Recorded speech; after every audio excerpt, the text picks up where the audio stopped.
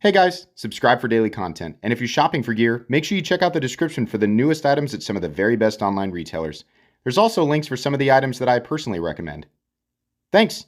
What's going on YouTube? Metal Complex here, and today I've got another interesting knife review / knife overview to share with you guys. This is the WE Knives Shuddan. I think I'm pronouncing that correctly. I'll let you guys look at the word. Sorry if I'm mispronouncing it. This should be available right now. I'll link it right down below so you guys can check it out if you want to. It does help my channel when you use my link, so I'd greatly appreciate it, but that is entirely up to you. Thanks so much to WE Knives for sending this to me for review. Thanks to my patrons for supporting me, and please make sure to follow me on Instagram at metal_complex. It does come in a few different configurations, so if you're not big on brown and black, that's fine. Couple of different things. That's typical WE. Let's go ahead and get a measurement of this knife. Overall length is coming in at about 8¼ inches overall. The blade length is 3½ inches, and your cutting edge is about 3.35. Let's go ahead and do some size comparisons up against the Ontario. That is the Spyderco. Up against the Ontario Rat Model 1 and the Ontario Rat Model 2. You can see here, I'd call this a full-size knife at about 8¼ inches. How about up against the Demco AD 20.5? There we go. Let's put it up against now the Spyderco PM2 and Para 3. There we go. Just about the same overall length as the Spyderco PM2. And last but not least, let's put it up against the Benchmade Griptilian, or in this case, the Ritter Hogue, and the Benchmade Bug Out. All right. So how's the action on this guy? This knife is made by WE Knives. These knives are made in China. WE is a premium knife manufacturer and is an OEM for many popular designs in today's knife world. This guy has a pretty thin profile. The detent is good. The flipper tab is a little bit pokey, but you can get some decent leverage on it. Unless you do a light switch, it's going to be really hard to feel like you're really getting all of your power into the flip, right? But it will flip. The blade is not, very heavy, and the action, the pivot smoothness is decent, but you're not going to get that satisfactory fall shut action right out of the box. Right out of the box. It may achieve that over time, but it just, it lacks the weight required to be fall shutty for what you'd expect from WE Knives. But it's okay. The access to the lock bar is non-existent. Non-existent. What is wrong with me? I can't enunciate today.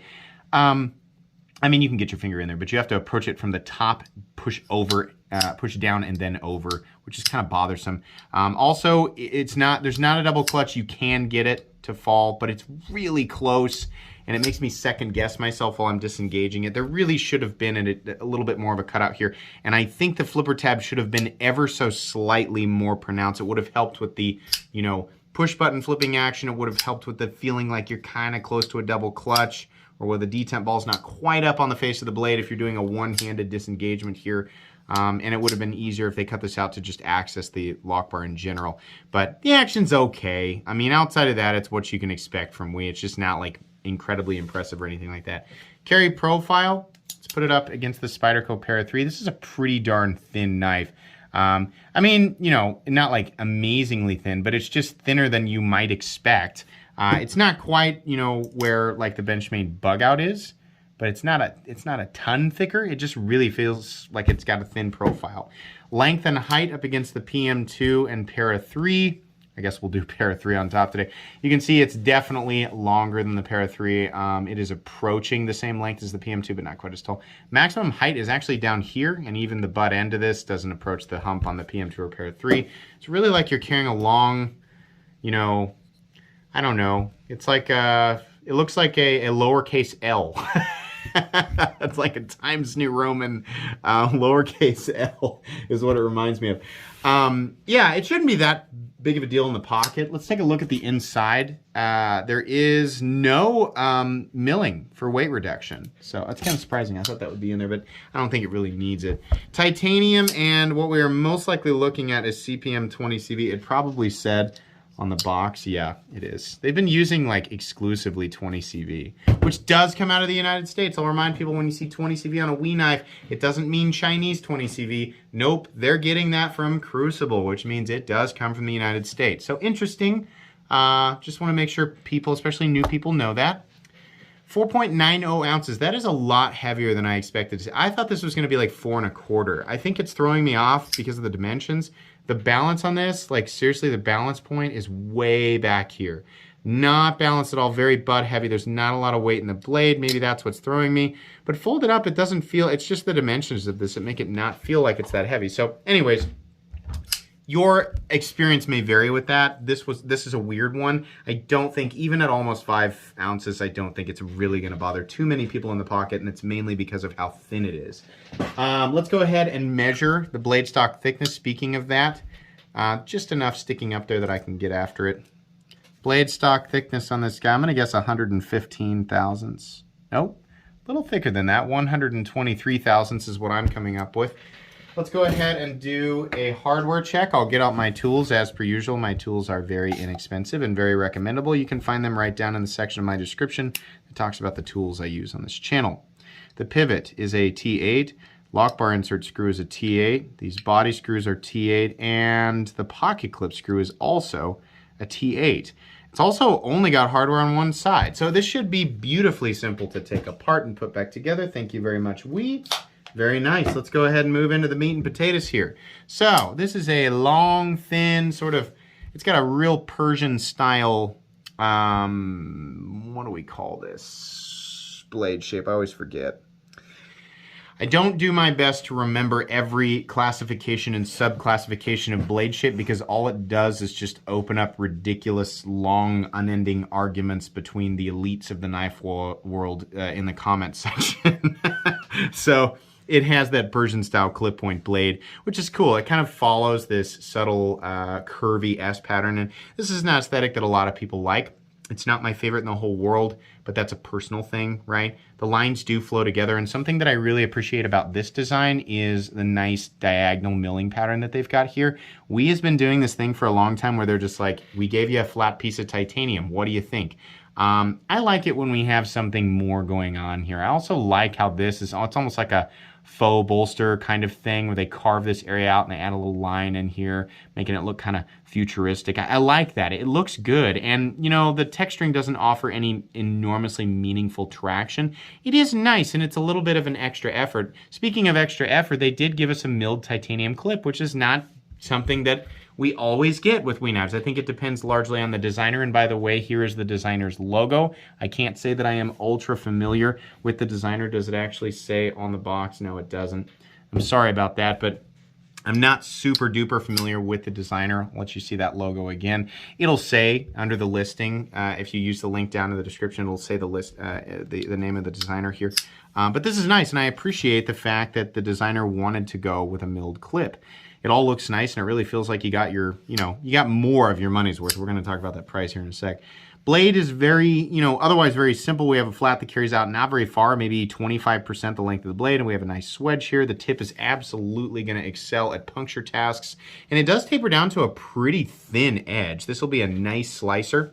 You can actually choke up right here. The room that they gave behind this sharpening choil and on the slant of this flipper tab, which I have to assume is why it's curved that way, you can get right up behind the edge, which is nice. There's no jimping here, but it doesn't necessarily need it. So that's kind of cool. The blade will definitely perform. I mean, breaking down a thick cardboard box, it'll be nothing for this knife. Now, the blade is 20 CV, but I will mention this again. Looking at where, WE has, like, their target Rockwell range for 20 CV, it looks a bit low versus what I'm seeing as far as like the target, with that composition. It seems like it should be a bit higher.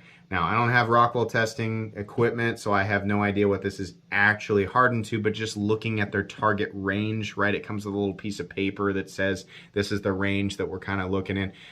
Looks a little bit low. I really think that all companies, that are heat treating M390, the general range should be about 60 to 62. Now, that is just my opinion, and I do not practice metallurgy. I'm not I don't do that kind of stuff, right? So my opinion and expertise only goes so far, and it doesn't go very far at all. But just doing a little bit of light reading, I'm seeing that the optimal range is a bit higher. So it'd be nice to see WE and many other companies, because WE is hardly the only company that's a bit low. it'd be nice to see a lot of companies start to hit it a bit higher, right? And I think that goes for all steel. We can't just do 58 to 60 or 59 to 61 static and apply it to every composition. Depending on the composition, the optimal heat treat or the optimal rock wall hardness will be higher or lower. So there should be an extra effort to make sure that those optimal zones are getting hit. Obviously, geometry plays a gigantic role in how a blade will perform, right? And sometimes that can slightly change the appropriate rock wall hardness, but largely, I think we should stay in what is generally considered to be the optimal zones for this stuff. Okay, that's enough talking about that.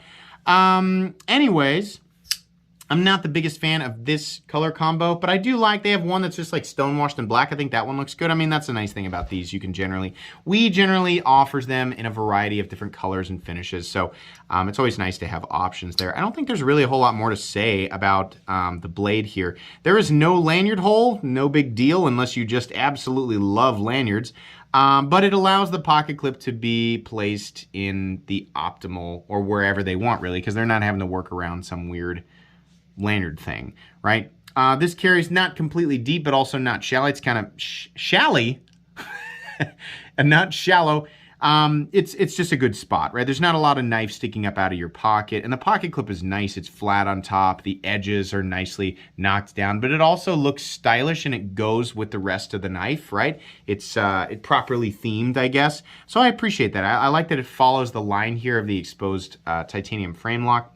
There is a stop pin, and it is located internally, which is nice. I like when the lugs are attached to the blade. Why? Because when it locks out, you get an additional point of contact versus just one pin, and it's just the tang like shouldered against it. You get one point of contact for this scale and one point of contact for this scale, and that allows you to get the action to stay smooth, but the lockup stays totally solid. No blade play left or right. There's also no blade play up and down. It's consistent. It just feels a little bit tight. It'll probably smooth up a little bit. You may never really achieve, fully drop shut action. I would recommend you can do either one of these, KPL or 10 weight nano oil, and both of these are listed down in my description where I talk about, the tools and the stuff that I use on the channel. You can find them both down there. I would recommend either of those. Just a shot of that will, absolutely improve the action a little bit, but it doesn't need to be false shut. It just needs to be operational. Like I said, no blade play up, down, left, or right. We have no pivot lash. It's consistent. It's just a little bit tight. It's not grinding, but you can hear it, right? It's just a little tight. Actual detent, yeah, it's appropriate. And centering is, looking at the screen here. Sorry, let me get it up here where we can see it. Centering is dead on. No pivot lash whatsoever. Okay, here's the main problem with this. I went back and looked at Blade HQ 3 times in disbelief, and then I tried to look around at other websites. I was like, this has got to be a mistake. $297. Who is deciding this? The Snex, the Vision R that just came out is $270 and offers, in my opinion, quite a bit more. But it's still, a lot of that stuff still feels high. I mean, I remember it wasn't too long ago where it was like, people were like, this is one of those WE knives that's like in the 200s, right? And then all of a sudden, everything just took this massive jump. This feels like a $225 knife to me. I mean, I'm glad that it's got, maybe $250. I'm glad that it's got the milled clip. I'm glad that they have some extra detail on the titanium.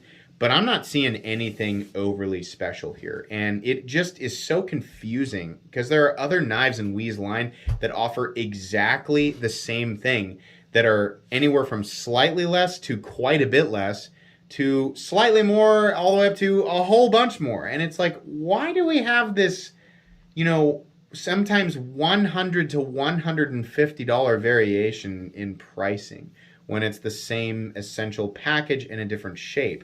This is a cool knife. We didn't really talk about the ergonomics, and I should talk about this. It's thin, and it's kind of like holding on to a lowercase L, right? This area right here, this outward curvature, it really forces you, or at least my hands in here. If you have smaller hands than me, it's not that big of a deal. If you have bigger hands than me, it's really uncomfortable. But there's no specific lock-in outside of that, and because of the angle of the flipper tab, it's really kind of pinchy. So it's not the worst thing in the world, but it's not the most comfortable thing in the world. But the execution of everything is spot on. It's just like, if we're looking at direct competition, like there is no, unless you just absolutely love the aesthetic of this, there is no reason to spend $300 on this knife. There are companies creating knives with the exact, it's not just the materials. People get real hung up on the materials. It is the execution of the materials, right? How well is everything being milled? How's the seating of the hardware? How's everything lining up, right? The lockup, all of that, like everything down to the cutting bevel. Is it even? Are the swedges even on both sides of the blade, right? Little things like that. Yeah, it's great. WE does a great job. But there are other companies doing the exact same thing for sometimes $100 less. I'm seeing stuff from Kunwu and Kubi. Stuff from Maxace. I mean, take like the Black Mirror. The Black Mirror from Maxace is $150, right? And you know, you could say, well, there's a little less machining on the titanium. Okay, let's say they do the same machinium. They do the same machining. I can almost guarantee that the Maxace Black Mirror wouldn't clear $200. And Kunwu's doing lots of crazy stuff at under $200. Same with Kubi, right? I just don't understand where, you know, whoever's in charge, whoever decided the price point on this, like where they got $300. Nah. Thank you, WE. Full disclosure, this came from WE. It's mine. They gave it to me, right? And that link down in the description is an affiliate link, which means if people buy it, I make money. Let me be very clear about this. I don't recommend this knife. I want people to know that. I don't think people realize how often, you know, I do reviews like this, and, you know, getting a free knife, having an affiliate link, it does not create an absolute incentive for me to recommend something.